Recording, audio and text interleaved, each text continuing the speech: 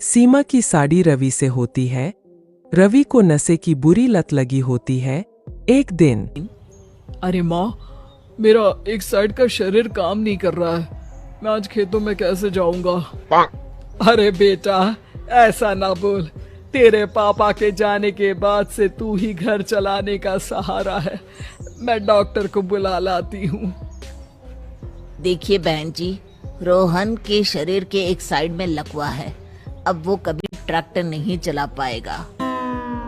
घर में मंहूसियत का माहौल हो जाता है। लीजिए माँ जी, रोटी खा लीजिए। अरे बेटा, मुझे तो भविष्य की चिंता हो रही है। मेरा एक ही बेटा है और वो भी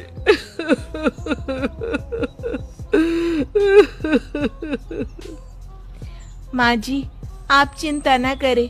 जब तक ये बीमार है मैं खेत जाकर काम कर लिया करूंगी। वैसे भी नशे के कारण इनका शरीर काफी कमजोर हो गया है। अगले दिन सीमा खेत में जाकर काम कर शाम को घर लौटती है। ये ले बेटा, पानी पी ले। कैसा रहा काम का पहला दिन? माँ जी, काम तो ठीक है, लेकिन मैं अगर ट्रैक्टर चलाना सीख लूँ ना तो काम और भी आसान हो जाएगा।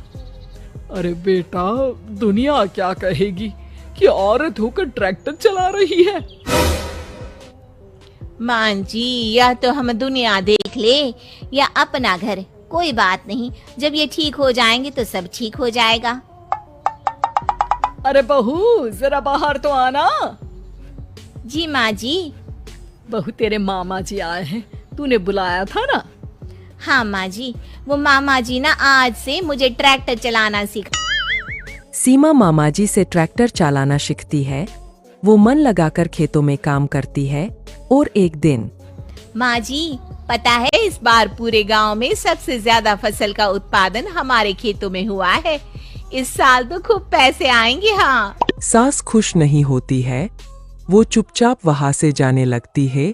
तभी सीमा उसे रोक लेती है। क्या हुआ माँ जी, आपको खुशी नहीं हुई?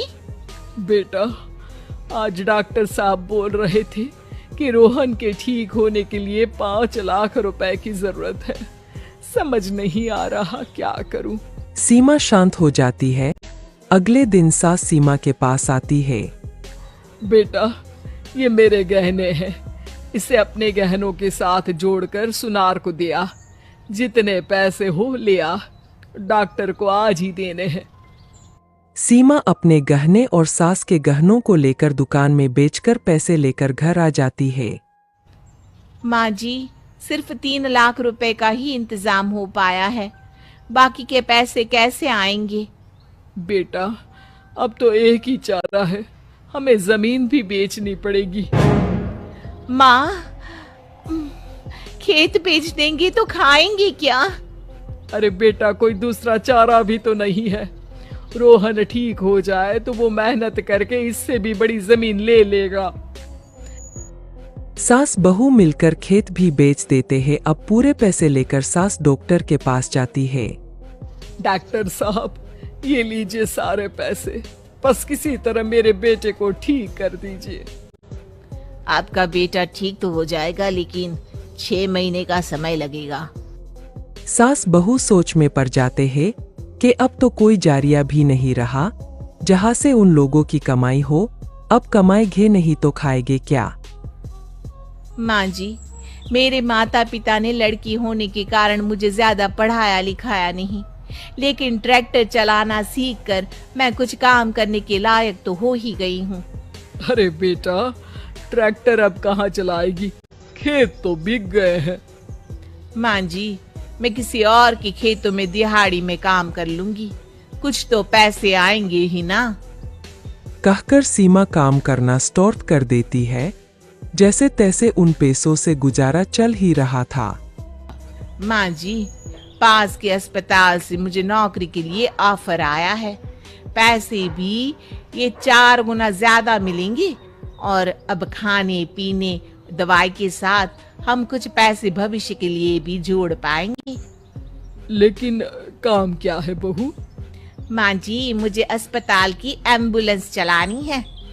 अरे, तू तो मेरी बहू नहीं, बेटा है बेटा। जरूर जा बेटा। और हाँ, तूने पूरे गांव में एक मिसाल कायम कर दिया कि हर काम हर कोई कर सकता है। उनके लिए लड़की या लड़का होने की कोई जरूरत नहीं।